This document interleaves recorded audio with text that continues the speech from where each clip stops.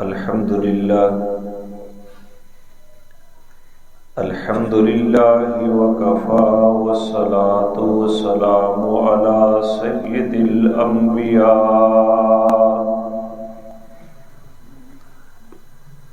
وعلى آله وأصحابه الأتقياء. أما بعد فأعوذ بالله من الشيطان الرجيم. بسم الله الرحمن الرحيم. لقد كان لكم في رسول الله أسوة حسنة. سبحان ربك رب العزة عما يصفون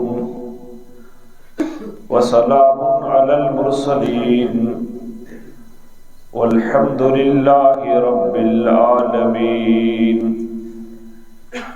سبحانك لا علم لنا إلا ما علمتنا إنك أنت العليم الحكيم. رب اشرح لي صدري ويسر لي أمري واحلل عقدة من لساني يفقهوا قولي. رب يسر ولا تعسر وتممه بالخير وبك نستعين. اللهم إنا نسألك علما نافعا ورزقا طيبا وعملا متقبلا. اللهم صل على سيدنا محمد وعلى آل سيدنا محمد أفضل صلواتك بعدد معلوماتك وبارك وسلم. اللهم صل على محمد النبي الأمي وعلى آله وسلم تسليما.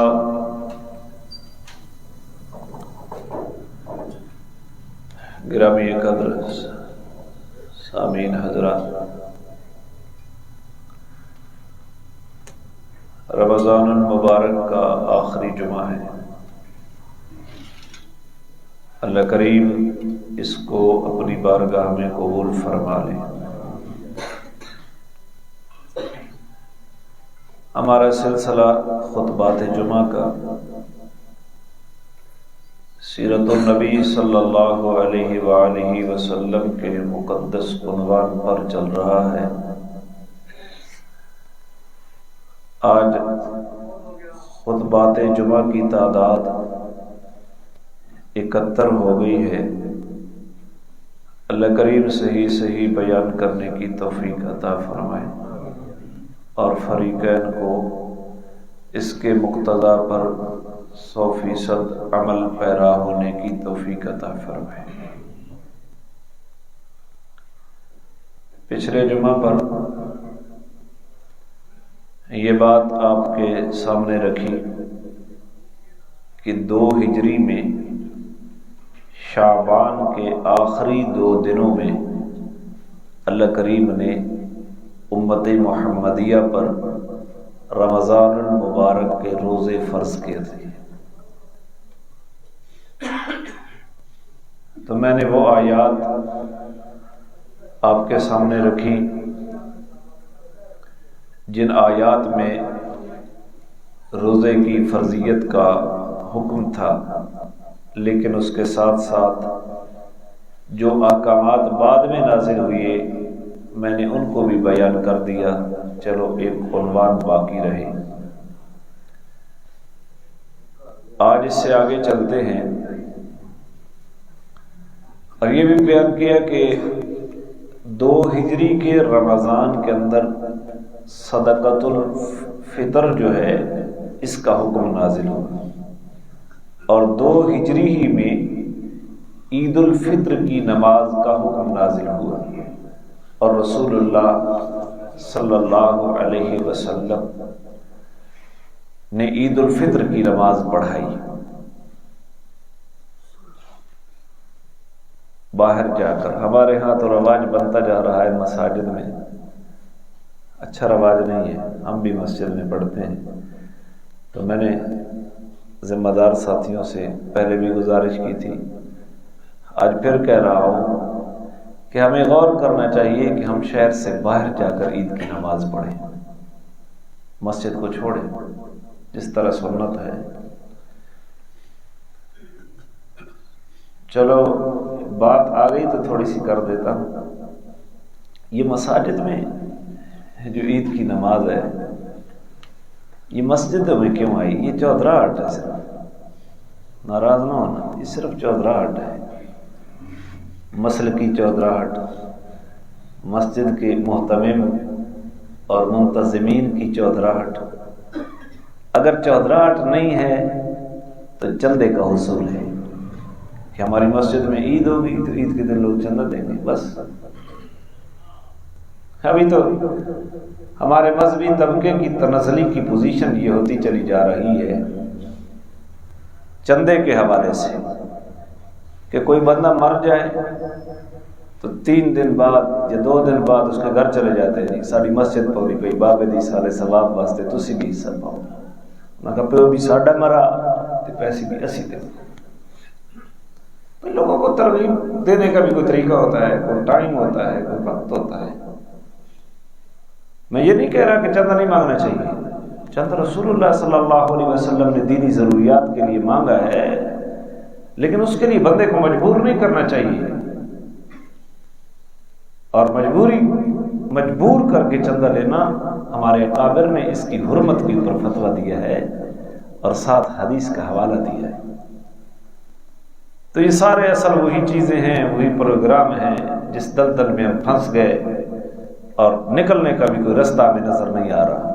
ہر قدر چودراہٹ چندے کی گیم چل رہی ہے، کہاں جائیں امت۔ میں تو کہتا ہوں کہ ہماری پوزیشن تو یہ ہے کہ اگر قیامت کے دن وہ جو 33 نمبر ہوتے ہیں نا رعایتی پاس کرنے کے لیے، 32 تو اس نے لے لیے، ایک اور دے کر 33 کر دو، چلو یہ رعایتی پاس ہو جائے۔ اگر ہم 33 رعایتی نمبروں کے ساتھ پاس ہو گئے قیامت کے دن تو یہ بہت بڑی کامیابی ہوگی۔ ہمارے پلے کچھ نہیں ہے، چورن بیچ رہے ہیں سارے۔ خیر بات ذہن میں آئی تو ہو گئی، وگرنہ میرا ارادہ نہیں تھا۔ اس کے اوپر جو ہمارے بڑے ساتھی ہیں نا وہ غور کریں۔ تو عید الفطر کی نماز 2 ہجری میں یہ حکم آیا۔ آج جو میں نے بیان کرنا ہے وہ یہ ہے کہ جناب رسول اللہ صلی اللہ علیہ وسلم مدینہ میں تشریف لائے تو مدینہ کے اندر 2 قبیلے تھے، اوس اور خزرج۔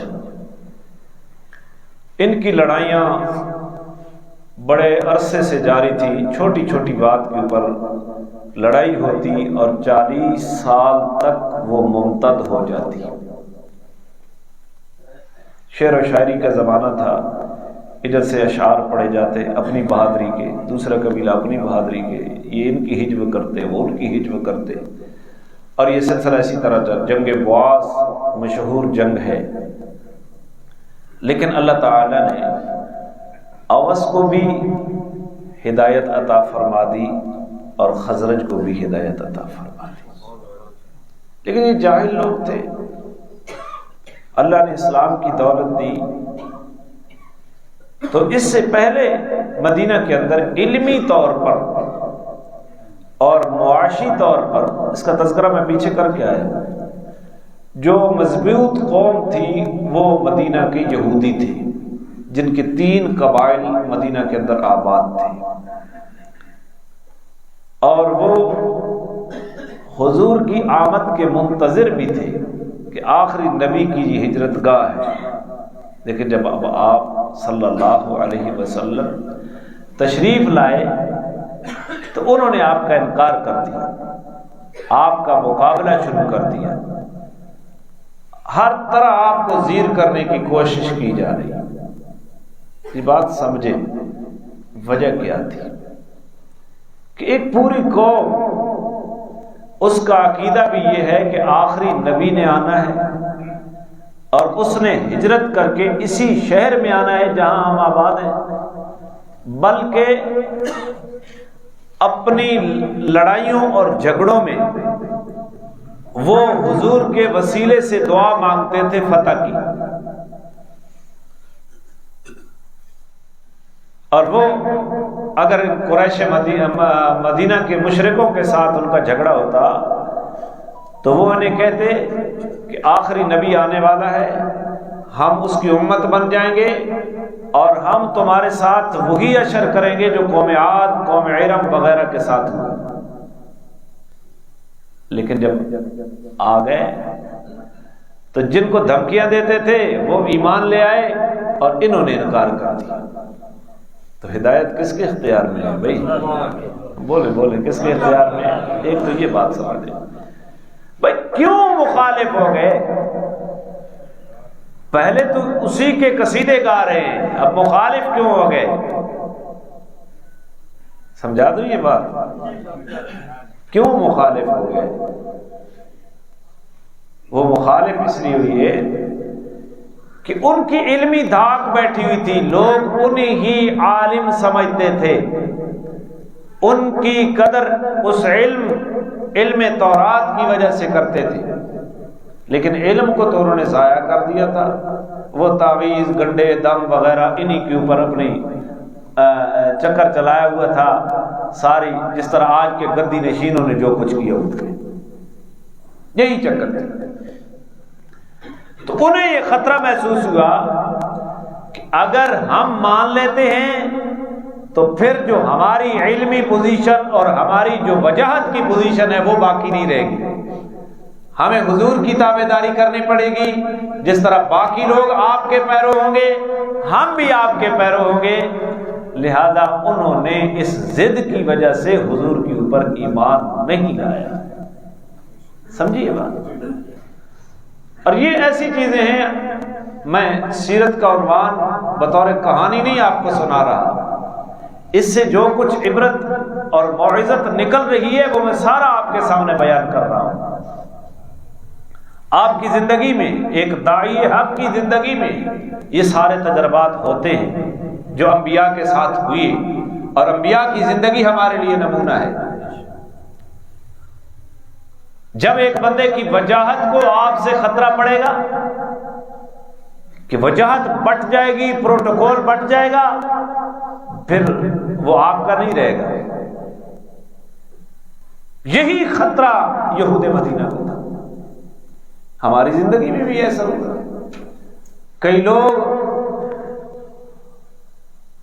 ہمارے بارے میں کہتے ہیں کہ آپ ہمارے مقتدی ہیں، ہم آپ کے فالوورز ہیں، لیکن جب پروٹوکول اور وجاہت کی بات آ گئی تو انہوں نے ہماری ٹانگیں کھڑی کر کے کوشش کی اور ایسی ایسی سازشیں تیار کی کہ الامان والحفیظ، اللہ ہی ہے کہ اس نے ہماری حفاظت کر لی، وگرنہ میں تو یہ سمجھتا تھا کہ شاید اللہ حفاظت نہ کرتا تو ہمارے مراکز بھی ہمارے ہاتھ میں نہ رہتے۔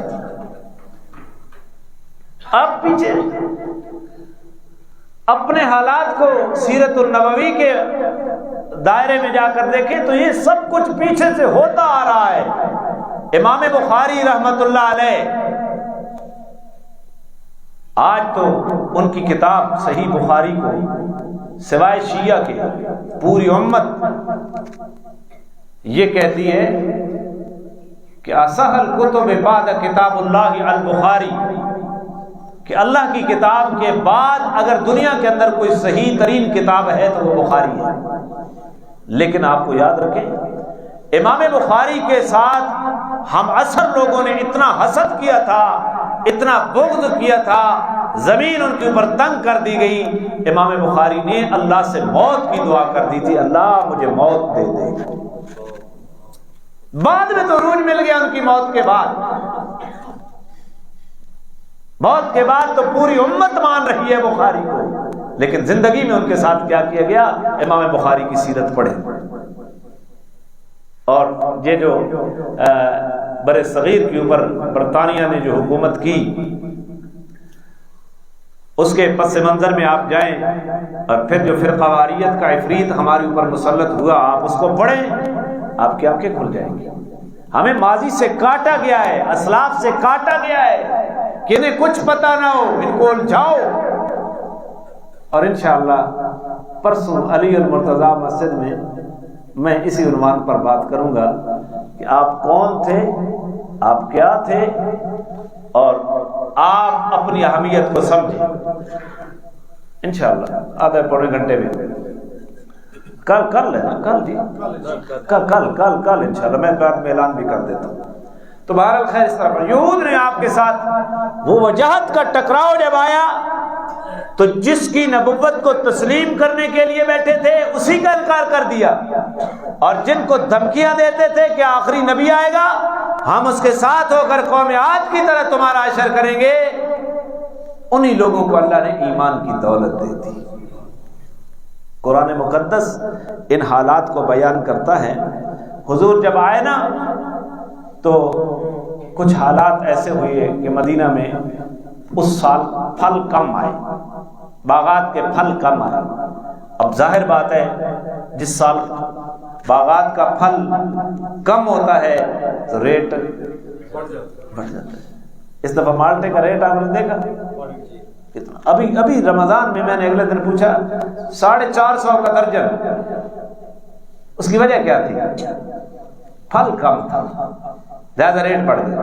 تو یہودیوں نے کہا، اب دیکھو نا ان کی نظر میں وہ مفتی فضل سبحان صاحب وہ کہتے ہیں کہ بچہ پیدا ہوتا ہے نا اور پیدا ہوتے ہوئے اس کی آنکھ میں سرخ لینز لگا دے تو وہ بڑا ہو تو وہ لینز لگا ہوا ہے، آپ اس کو کہیں کہ یہ چیز ہری ہے تو وہ کہے گا آپ جھوٹ بولتے ہیں یہ سرخ ہے۔ اسے کہے یہ چیز کالی ہے، وہ کہے گا آپ جھوٹ بولتے ہیں یہ سرخ ہے۔ کیوں؟ اس کی آنکھ میں لینز جو لگا ہوا ہے وہ کیا ہے؟ سرخ ہے۔ اب یہودیوں کو اپنی وجاہت ڈھونڈتی نظر آ رہی تھی، انہیں ہر طرف حضور نظر آتے، خوابوں میں بھی حضور نظر آتے، ٹک ٹکی ادھر بندھی ہوئی تھی۔ انہوں نے کہا بھائی اس سال یہ آئے ہیں لہذا قحط پڑ گیا ہے، ان کی نحوست کی وجہ سے پھل بھی مدینے کے اندر کم ہو گئے ہیں اور ان کی نحوست کی وجہ سے پھلوں کا ریٹ بڑھ گیا ہے۔ تو بھائی اس سال مالٹا جی گھٹ تھی تو بات کہنی نحوست ہے، ریٹ بڑھ گیا تو کہنی نحوست ہے۔ لیکن حالات کو انہوں نے مروڑ کر حضور کے اوپر فٹ کر دیا کہ ان کی نحوست کی وجہ سے یہ سب کچھ ہوا۔ قرآن مقدس سورۃ النساء اور سورۃ النساء کی آیت نمبر 781 میں فرماتے ہیں کل من عند اللہ، میرا پیغمبر ان کو بتا دے کل من عند اللہ، ایک کل کاف دو نقطیہ کے ساتھ ہے، دوسرا کل ہے، ایک کل ہے، ایک قاری صاحب کاٹ گئی سلمان کو نہیں کر سی، کل اور دوسرا کل، ایک کش والا اور ایک دو نقطیہ، دونوں کے معنی میں فرق ہے۔ اب لہجہ بدلا معنی بدلا، کل میرا پیغمبر کہہ دو اور کل سارے ہیں، دونوں کل، صرف لہجے میں فرق لگے گا معنی میں۔ کل یہاں سے حلق کے آخر میں نکلے گا، کل ادھر نکلتا ہے کل سے، چلو شکر ہے میں پاس تھی یہاں تھوڑے کو، کل کہہ دے، اور کل کاف کش والا کل من عند اللہ، میرا پیغمبر ان کو بتا دے کائنات کے اندر جو کچھ ہو رہا ہے من عند اللہ، کچھ مانا آپ بھی کر لیا کرے یار، 15 سال ٹھیک ہے درس سنا کے، حالات کس کی جانب سے آتے ہیں؟ اللہ کی جانب سے آتے ہیں، اور تم میرے پیغمبر کے ذمہ لگا رہے ہو۔ فما لهؤلاء القوم لا يكادون يفقهون حدیثا، اللہ فرماتے ہیں ان لوگوں کو کیا ہوا کہ یہ بات سمجھنے کے قریب بھی نہیں جاتے، بات سمجھنے کے کیوں بھائی؟ اتنا حسد پیدا ہوا ہے کہ انہیں ہر چیز میں محمد رسول اللہ نظر آتے ہیں۔ ہماری وجاہت کو تو ٹھیس یہی سے پہنچی ہے، لہذا انہوں نے یہ کہہ دیا کہ پھل مہنگے ہو گئے، ان کی نحوست ہے، پھل کم ہو گئے، ان کی نحوست ہے۔ اللہ تعالیٰ نے سورۃ نحوست میں فرمایا، سورۃ النساء میں فرمایا قل کل من عند اللہ فما لهؤلاء القوم لا يكادون يفقهون حدیثا۔ اور جب اسلام کی شان و شوکت اور بڑھی، جو بندہ حسد کرتا ہے نا کسی کے ساتھ، اب محسود کو جس سے حسد کیا جا رہا ہے اس کو عزت ملنا شروع ہو جائے، پھر حاسد پگھلنا شروع ہو جاتا ہے، مرنا شروع ہو جاتا ہے، بکواس کرنا شروع ہو جاتا ہے، بہتان لگانے پہ شروع ہو جاتا ہے۔ قرآن نے اس کا تذکرہ کیا سورۃ آل عمران، آل عمران کے اندر اللہ نے فرمایا قد بدت البغضاء من افواہہم، تحقیق ان کے منہوں سے بغض ظاہر ہو چکا ہے، ان کے منہ سے بغض ظاہر ہو چکا ہے۔ یہ تو منہ سے ظاہر ہو رہا ہے نا، وَمِمَّا تُخْفِي صُدُورُهُمْ اکبر، اور جو ان کے سینے میں چھپا ہوا ہے وہ اس سے بڑا ہے، وہ اس سے کدے حالات ہونے کئی بندے دے سامنے تا بندہ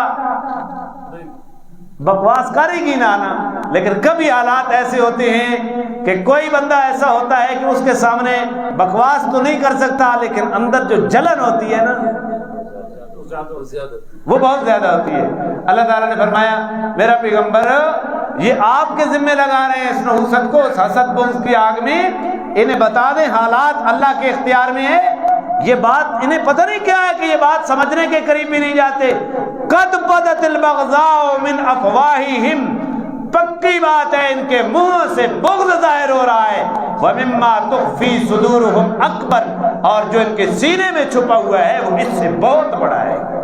وہ ہمیں نظر نہیں آتا نا، لیکن کدے کدے رنگ دساو ہے تو ہم نہیں نظر آوے تو نہ آوے، رنگ بتاتا ہے، حاسد کا رنگ بتاتا ہے۔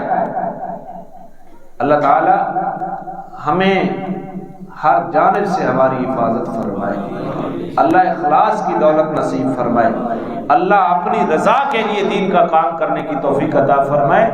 یہ نہیں ہو سکتا کہ آپ کے ساتھ حسد نہ ہو، آپ کے ساتھ بغض نہ ہو، آپ کی مخالفت نہ ہو، بلکہ جتنا اخلاص بڑھتا جائے گا حسد اور بغض کے جذبات بھی دوسری طرف سے اتنے بڑھتے چلے جائیں گے، بالکل بڑھتے چلے جائیں گے، آپ کو لوگ توڑنے کی کوشش کریں گے۔ اس وقت آپ کا امتحان ہوتا ہے کہ آپ اپنی قیادت کے اوپر کتنا اعتماد کرتے ہیں، اور قیادت کا اعتماد ہوتا ہے کہ وہ اپنے ساتھیوں کو، اخلاص بھرے ساتھیوں کو کس طرح بچاتا ہے سازشوں سے۔ اللہ ہمارے اندر وہ صفات پیدا فرماتے ہیں۔ تو یہ قرآن کریم اس کا نقشہ کھینچتا ہے۔ پھر ایک اور مقام پر قرآن کہتا ہے ان تمسسکم حسنہ، یہ بھی سورہ آل عمران ہے۔ جب حسد بہت بڑا نا تو یہود کے بارے میں اللہ فرمایا ان تمسسکم حسنۃ تسؤہم، اگر تمہیں کوئی اچھائی پہنچے تو یہ ان کے لیے موجب رنج ہوتی ہے، ان کے لیے کوئی تمہاری تعریف کر دے تو انہاں دے حبے مر ویندے، نہیں سمجھے؟ کوئی تمہارے مجلس میں شریک ہو جائے تو یہ اندر سے کل ول ہوتے ہیں۔ ان تمسک کا حسنۃ تسؤہم، آپ کو کوئی بھلائی پہنچے تو یہ انہیں بری لگتی ہے، وَإِن تُصِبْكَ سَیِّئَةٌ یفرحوا بِہَا، اور اگر آپ کو کوئی اللہ کی جانب سے کوئی امتحان، کوئی مصیبت آ جائے تو یہ بڑے خوش ہوتے ہیں، یہ بڑے خوش ہوتے ہیں۔ دیکھا نہیں، اللہ تعالیٰ سے دعا کرنی چاہیے۔ حفاظتیں کرنے والا کون ہے؟ اس بات کو انشاءاللہ میں کھولوں گا کل عشاء کی نماز کے بعد، اور یہ بہت زیادہ ضروری ہے اپنے ساتھیوں کی اصلاح کرنا، ماضی کو سامنے رکھ کر۔ جو قصہ کے خطیب ہوتے ہیں نہ ان کے کوئی ساتھی ہوتے ہیں، نہ ان کا کوئی پیغام ہوتا ہے، نہ اس کا کوئی نظریہ ہوتا ہے، بس وہ سر سر سر سر، لوگ بھی سر کے عادی ہوتے ہیں۔ اور اللہ تعالیٰ، اللہ نے جو ہمارے ساتھ لگائے ہیں ان کی صحیح آبیاری کرنے کی توفیق عطا فرمائے۔ تو یہ بات ان کا قرآن کریم نے ان کی حالت کو ایک اور مقام پر بھی بیان کیا، وہ سورۃ البقرہ ہے، اور یہ پہلا پارہ ہے، اس کا رکوع نمبر 13 ہے، سورۃ البقرہ کی آیت نمبر 109 ہے۔ وَدَّ كَثِيرٌ مِّنْ أَهْلِ الْكِتَابِ، وَدَّ پسند کرتے ہیں، کثیر بہت سارے، من اہل کتاب، اہل کتاب کے بہت سارے لوگ یہ بات پسند کرتے ہیں، لو یردونکم من بعد ایمانکم، کہ کسی طریقے سے تمہیں ایمان کے بعد کافر کر دیں۔ تم ایمان لے آئے ہو، کسی طریقے سے یہ دوبارہ کیا کر دے، تمہیں کافر بنانے کے اوپر، یہ ان کی پسند ہے۔ یہ تو اللہ امام الانبیاء کو فرما رہے ہیں، اور وہ ڈائریکٹ امت حضور کی جو صحابہ کرام ہیں ان کو ڈائریکٹ کہہ رہے ہیں کہ یہ جو اہل کتاب ہے نا، آپ کے ساتھ جو حسد، اور انہیں پتہ ہے کہ یہ آخری نبی ہے اور یہ آخری کتاب ہے اور اس کا دین سچا ہے، یہ اس کی ہجرت گاہ ہے، اس کے معجزات ٹھیک ہیں، لیکن یہ ان کی اکثریت سب کچھ جانتے ہوئے یہ چاہتی ہے کہ تمہیں ایمان لانے کے بعد پھر کیا بنا دے۔ اب میں آپ سے ایک بات پوچھنا چاہتا ہوں، تو ہمیں کتنا محتاط رہنا ہوگا؟ جی نہیں بولتے نہیں ہے، پتہ نہیں، مجھے نہیں سمجھ آ رہی ہے آپ کے جواب کی۔ ہمیں کتنا محتاط رہنا ہوگا؟ یہ تو حضور کے بارے میں اللہ فرما رہے ہیں، حضور کے صحابہ کے بارے میں فرما رہے ہیں، تو ہم اپنی نسل کی فکر نہ کریں، وہ مرزے کے آگے چڑھ جائیں، چاہے چھوٹے مرزا جونیئر کے آگے چڑھ جائے یا مرزا سینئر کے آگے چڑھ جائے۔ اور آپ سے میری گزارش ہے، اب یہ زمانہ فروئی اختلافات کے بحث کا نہیں ہے کہ اس کے اوپر ہماری ساری توانائیاں صرف ہو جائیں، رفع یدین کرنا ہے نہیں کرنا، آمین اونچی کہنی ہے نہیں کہنی، جنازے کے بعد دعا مانگنی ہے نہیں مانگنی۔ آپ اپنی تحقیق کے اوپر عمل کریں، جو کچھ کر رہا ہے اس کو اس کے نظریے پہ چھوڑ دیں، الجھے نہیں۔ اب آپ کا ٹاکرا اس طبقے کے ساتھ ہے جو دین کی بنیاد اکھیڑ رہا ہے، اب ہمیں یک رنگ ہو کر اس فتنے کا مقابلہ کرنا ہے، وگرنہ نہ رہے گا بانس اور نہ بجے گی۔ اور یہ چورن بیچا گیا فروئی مسائل میں امت کو الجھا کر، اور اس طرح بیچا گیا کہ ہم ایک دوسرے کو فروئی مسائل کی وجہ سے مسلمان ماننے کے لیے تیار نہیں ہیں، حالانکہ فروعات ہوتی ہے، اصولیات ہوتی ہیں، اصول کا درجہ اور ہے، فروع کا درجہ اور ہے، اس کو سمجھنے کی ضرورت ہے۔ تو ہمیں ان خطرات کو نپٹنا، جب اب بہت سارے اہل کتاب چاہتے ہیں کہ تمہیں ایمان کے بعد کافر کر دے، کیوں؟ اللہ نے یہ بھی بتایا، حسدا من عند انفسہم، حسدا من عند انفسہم، جو ان کے جو ان کے دلوں کے اندر حسد جوش مارتا ہے نا، اس کی وجہ سے آپ کو کافر بنانا چاہتے ہیں، آپ کے ساتھیوں سے بدظن کرنا چاہتے ہیں۔ آپ نہیں دیکھتے جس مولوی کو اللہ تعالیٰ دین کی وجہ سے کوئی مقبولیت دے دے اور اس مولوی سے کوئی چھوٹی سی غلطی ہو جائے جو گناہ کبیرہ کے درجے میں بھی نہ ہو، خطا کے درجے میں ہو، تو اس کے مخلص ساتھیوں کو سازشی لوگ ڈھونڈ کر کہتے ہیں، دیکھا جی تمہارے مولوی صاحب کی یہ حالت، یہ حالت، یہ حالت، یہ حالت۔ قرآن انہی باتوں کی طرف اشارہ کر رہا ہے، قرآن تو قیامت تک کے لیے، اور یہ حالات داعیان حق کے ساتھ قیامت تک پیش آئیں گے، قرآن اس کے لیے رہنما ہے۔ سمجھ رہے ہو یا نہیں سمجھ رہے؟ ود کثیر من اہل الکتاب، بہت سارے اہل کتاب یہ چاہتے ہیں، لو یردونکم من بعد ایمانکم کفارا، کہ تمہیں ایمان لانے کے بعد کافر بنا دیں، محض اس وجہ سے کہ جو حسد ان کے دل کے اندر جوش مار رہا ہے، من بعد ما تبین لهم الحق، بعد اس کے کہ حق واضح ہو چکا ہے، حق واضح ہو جانے کے بعد وہ تمہیں کافر بنانا چاہتے ہیں۔ تو ہمیں تو بہت زیادہ ضرورت ہے، اللہ سمجھنے کی توفیق عطا فرمائے۔ سمجھ لیا آپ نے؟ یہ یہود کی کیفیات میں نے آپ کے سامنے بیان کی کہ حضور مدینے میں آئے، اب دیکھو کتنی مشکلات تھی، اور دنیا کے اندر اللہ تعالیٰ کی تقسیم ہے، جتنا سازشی، جتنا مکار یہودی ہے، کائنات کا کوئی مذہب ایسا مکار اور ایسا سازشی نہیں ہے۔ آج بھی دیکھو اسرائیل کا یہودی پوری دنیا کو اپنے انہوں نے نچایا ہوا ہے، اور پوری دنیا کے اندر وہ خون اور آگ کی ہولی کھیل رہا ہے۔ چند نہیں ہو رہا، پوری دنیا کے اندر آج معیشت کے اوپر کنٹرول ان کا، اور ساری پلاننگ ان کی، ساری سازشیں ان کی. باپ پیچھے 9/11 کے واقعہ جو ہوا اس میں جو امریکہ کے اندر ورلڈ ٹریڈ سینٹر کے اوپر حملہ ہوا اور اس کے اندر جتنے یہودی ملازمین تھے اس دن ایک بھی حاضر نہیں تھا. اور کس خوبصورتی سے، کس مکاری سے انہوں نے الزام افغانستان کے طالبان کے ذمہ لگا دیا، اور پھر 20 سال تک وہ جنگ مسلط رہی دنیا کے کفار اور افغانستان کی اس حکومت کو ٹھیس کرنے کی. کتنی مکاری ہے، ہمیں بڑے سمجھ. اور اگر میری بات کوئی طرف آپ توجہ دے، آج یہ جتنے لوگ سلف صالحین کو برا بھلا کہہ کے ایک تجدیدیت کے دعوے کے ساتھ نسل نو کو گمراہ کرنے پہ لگی ہوئی ہیں، یہ تمام لوگ ڈالر خور ہیں.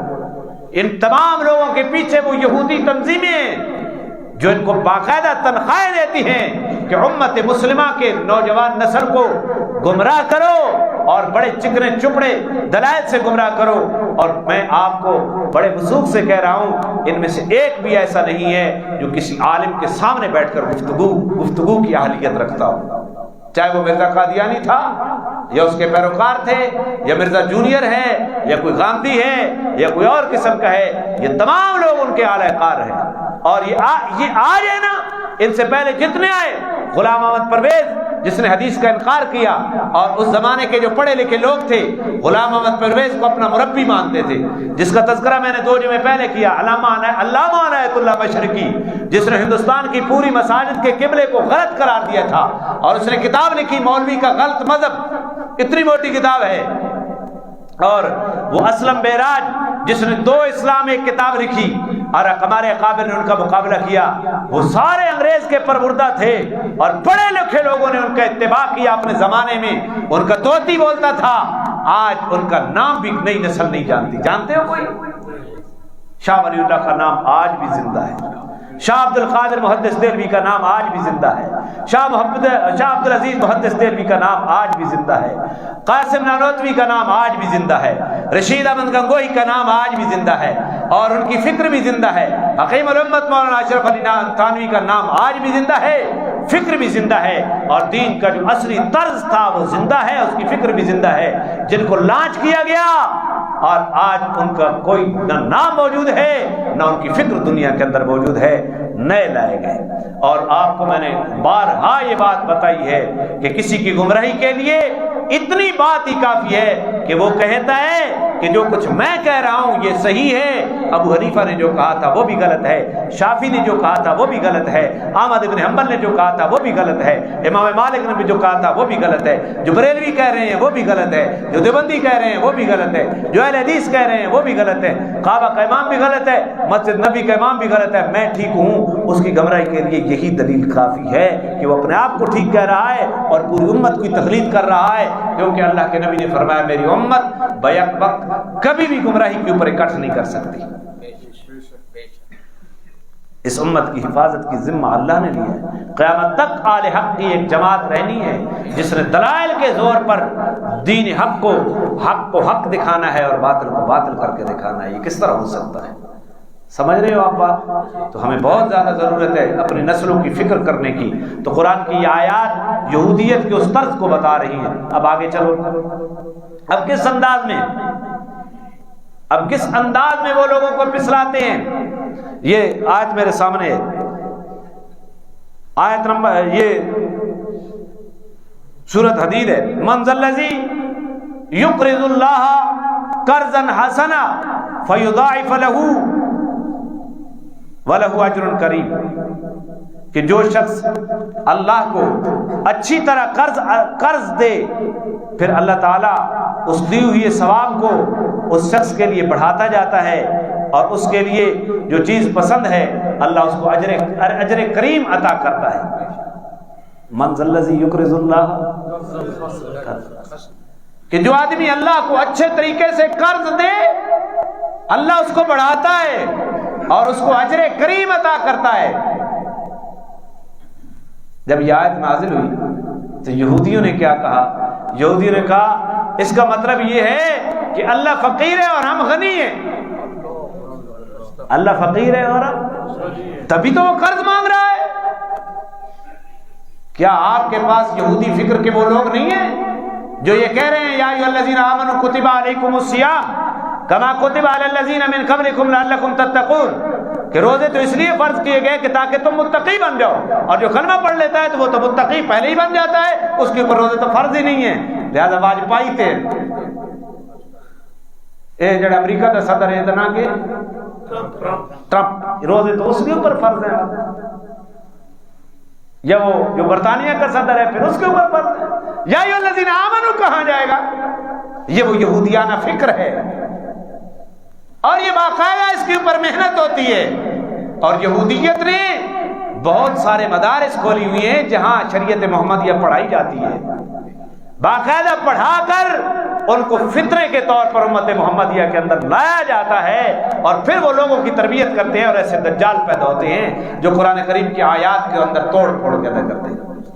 اب سنو پھر سنو کیا نازل ہوا، من ذا الذی یقرض اللہ قرضا، کہ اللہ کون ہے جو اللہ کو اچھی طرح قرض دے اور اللہ اس کے قرض کی دی ہوئی رقم کو بڑھا دے، ثواب کی صورت میں اجر کریم عطا کرے.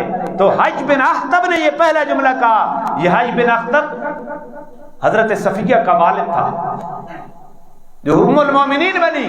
اللہ نے بیٹی کو ایمان کی دولت دے دی اور یہ کافر مرا.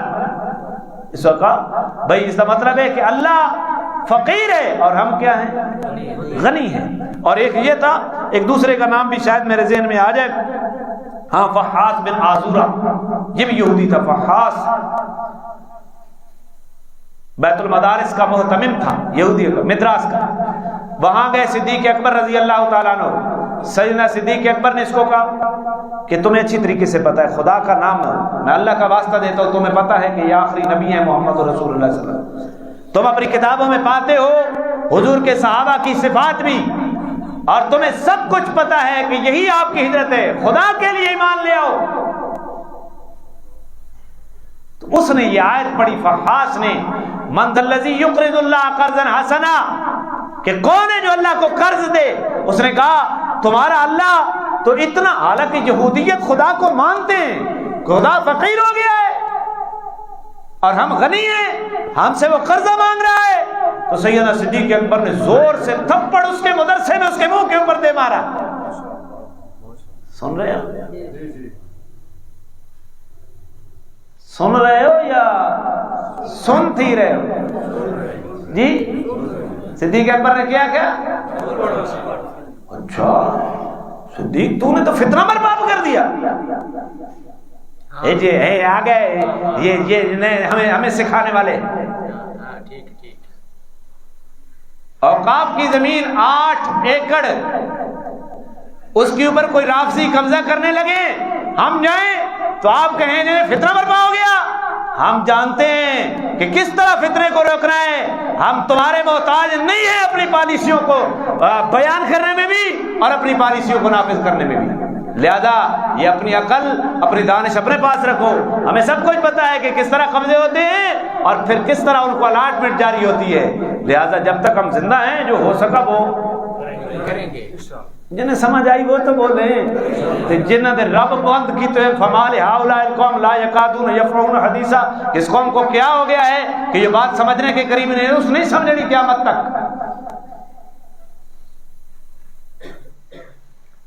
تو کیا بات چل رہی تھی؟ اس نے یہ کہا صدیق اکبر کو، صدیق اکبر ان کے مدرسے میں کھڑا ہے، دعوت دے رہا ہے، بھائی تمہیں پتا ہے آخری نبی ہے، آخری کتاب ہے، ایمان لے آؤ.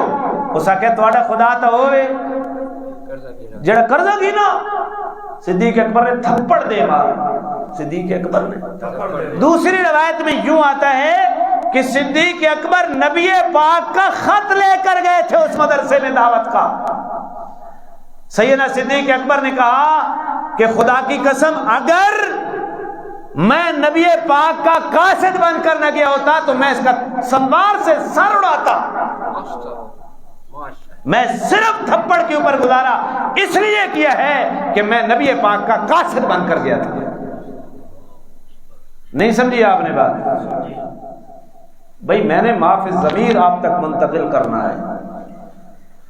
نہ میں پیشہ ور خطیب ہوں، نہ میں لفاظی نہ شاعری جانتا ہوں، نہ میں سر جانتا ہوں، لیکن جو حقیقت ہے وہ ہم نے اب تک پہنچانی ہے۔ آگے ہر آدمی نے اپنی عقل، اپنی دیانت، اپنے اخلاص سے اس کو وصول کرنا ہے۔ تو صدیق اکبر نے کیا کہا کہ اگر میں قاصد رسول نہ ہوتا، بولو نا، میں قاصد رسول نہ ہوتا تو، اور اس نے کیا کیا تھا؟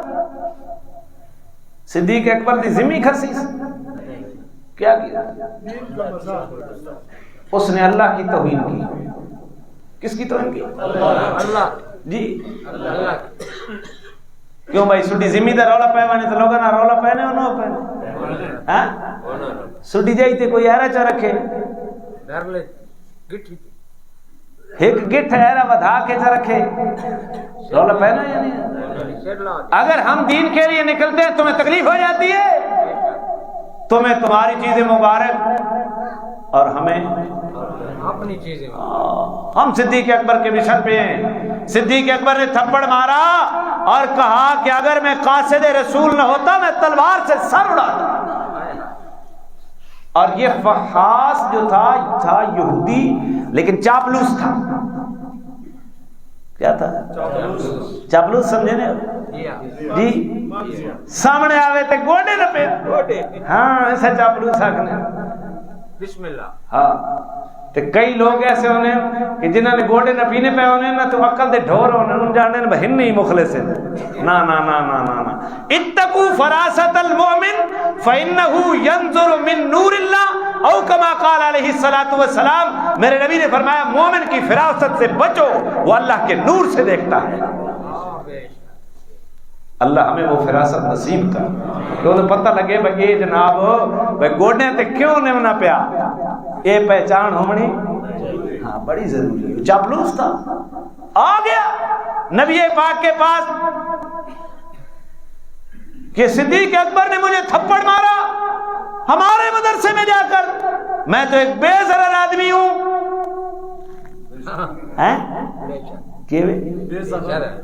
بولو کہ تو بغیرت خدا دی گستاخی کر کے بے ضرر ہے؟ گل نہیں سمجھ آنی پئی تو امیر معاویہ کی گستاخی کرے، ہم سے خیر کی توقع رکھے؟ بولو بولو بولو بولو، تو صحابہ کی گستاخی کرے اور ہم سے خیر کی توقع ہو سکتے؟ اللہ اس دن موت دے دینا، یہ نہیں ہو سکتا۔ ہم نبی کی صحابہ کی عزت ناموس کے محافظ ہیں، چاہے ہماری اپنی عزت داؤ پہ لگ جائے کوئی پرواہ نہیں ہے، چاہے ووٹ داؤ پہ لگ جائے کوئی پرواہ نہیں۔ سودا ایمان اور نظریات کے اوپر نہیں ہے۔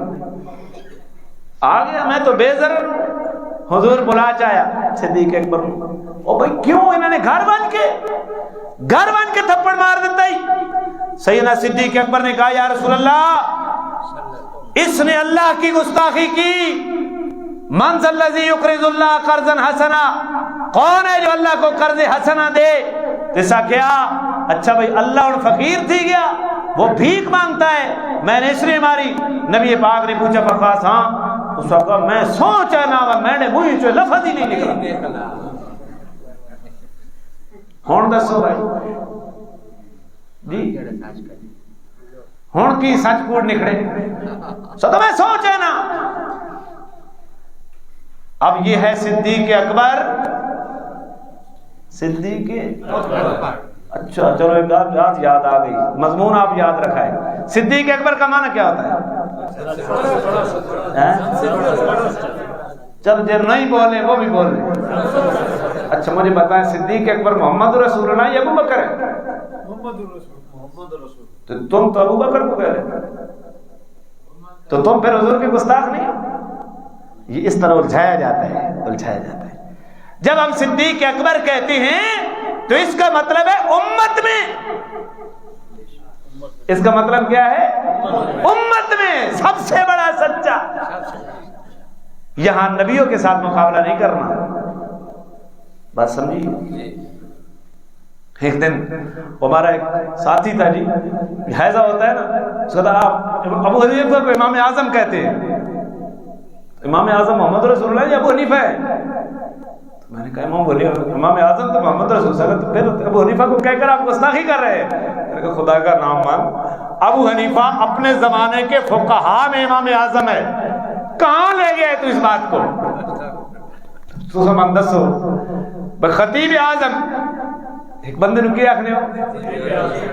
تو بھائی انبیاء میں خطیب اعظم حضرت داؤد تھے، تو تسی تو الجھاؤ ہے نا، چکر چڑھایا جاتا ہے۔ اس لیے میں آپ کو کہتا ہوں درس قرآن میں آؤ، درس حدیث میں آؤ، بیٹھو علماء کے پاس، تب آپ باطل کے چکروں سے نجات پائیں گے۔ اگر نہیں بیٹھیں گے تو پھر چکر چڑھتا ہی رہے گا۔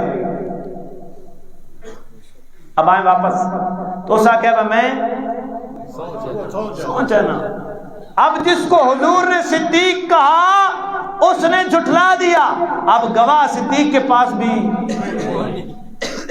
گواہ نہ ہو تو مقدمہ۔ سنو، ہمارے تھانوں میں تک چکی الٹی چل رہی۔ مقدمے کا اصول یہ ہے کہ کوئی آدمی دعویٰ لے کر آئے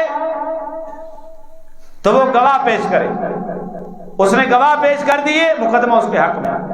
اگر اس کے پاس گواہ نہیں ہے تو جس کے خلاف دعویٰ ہے وہ قسم اٹھائے، اب اس نے قسم اٹھا لی، بے شک واقعہ سچا ہو لیکن اس کی قسم کا اعتبار کیا جائے گا، فیصلہ اس کے حق میں دنیا میں۔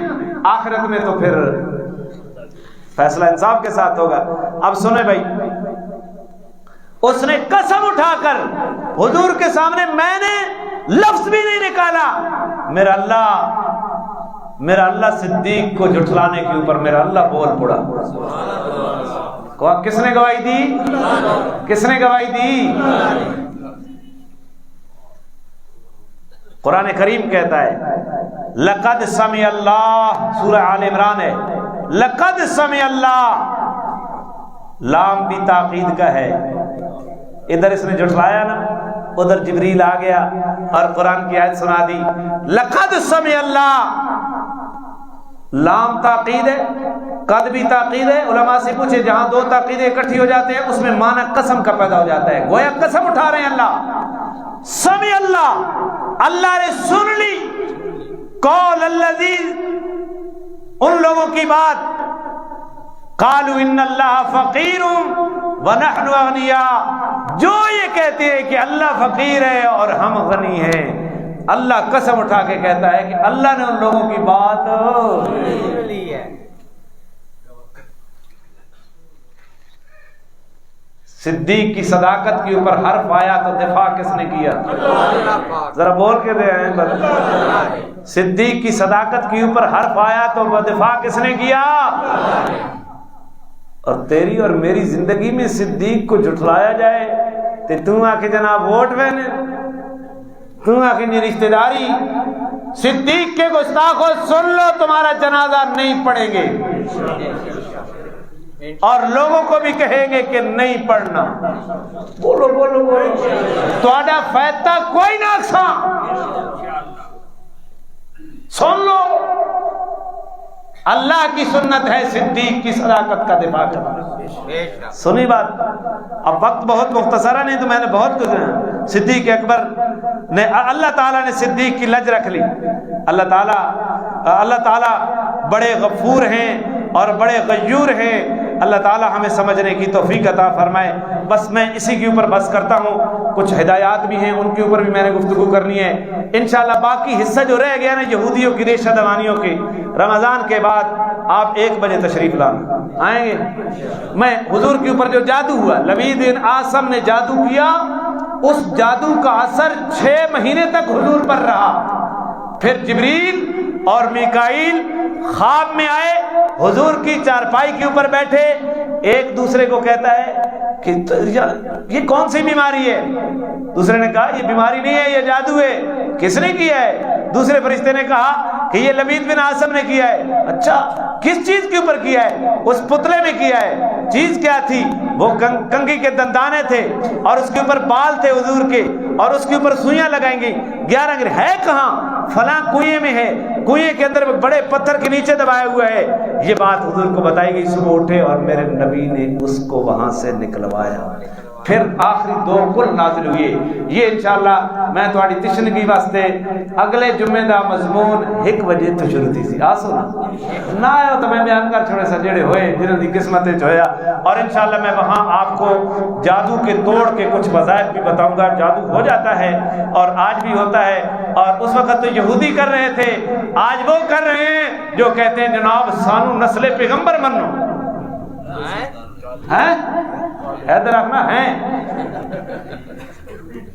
کہ سنو اللہ دا قانون ڈائریکٹ نسل پیغمبر چوے انہو عمل غیر صالح اے کام بھیڑے ہوئے تو نسل پیغمبر چو میں چاہ کے باہر بگا دے رہا ہوں. نہیں سنا حضرت نوح علیہ السلام کا بیٹا کنعان کافر تھا. نوح علیہ السلام اگر اللہ تیرا وعدہ ہے کہ میں تیری آل نو ہلاک نہ کرے سا, ان ابنی من آلی, میرا بیٹا میری آل میں سے. اللہ فرمایا انہو لیس من آلک, میرا پیغمبر تیری آل میں سے نہیں ہے, انہو عمل غیر صالح, اس وعدے کے دے کام بھیڑے. میں تو گواہ دے سا جڑا تالا بند کیتا نا, تالا بند کیتا تیرا ٹینکی چ وگا چا تالا بند کیتا تے وگا چا. ہن کے مطلب ہے اے پتہ نہیں کیڑی شے نے تالا لگانے پے. ہاں نہیں بھائی سید کا احترام ہے, سید کی جوتیوں کی خاک ہمارے آنکھوں کے سرما. ہو سید ہو سید تو شاہ نہ ہوئے. ہاں بالکل. سید اول شاہ بخاری فرماتے تھے سید ہو اس کے پسینے سے بدبو آئے یہ نہیں ہو سکتا. سید ہو اور خوبصورت نہ ہو یہ نہیں ہو سکتا. سید ہو بد اخلاق ہو یہ نہیں ہو سکتا. اللہ میں سمجھنے کی توفیق عطا فرمائے. تو حضور کے اوپر جو جادو ہوا اور یہ ساری تحقیق انشاءاللہ میں اگلے جمعے پر بیان کروں گا. کچھ اور باتیں یہ یہودیوں نے کی وہ انشاءاللہ, لیکن سننے سنانے کا مقصد یہ ہے کہ آپ ان واقعات سے عبرت حاصل کریں, اپنی انفرادی اجتماعی دعا میں اپنے ایمان کی بھی اور اپنے دوستوں کے ایمان کی بھی حفاظت کی دعائیں کیا کریں, اور دائرہ اسباب میں ان کے ایمان کی حفاظت کے بندوبست بھی کرنے چاہیے. اللہ توفیق عطا فرمائے.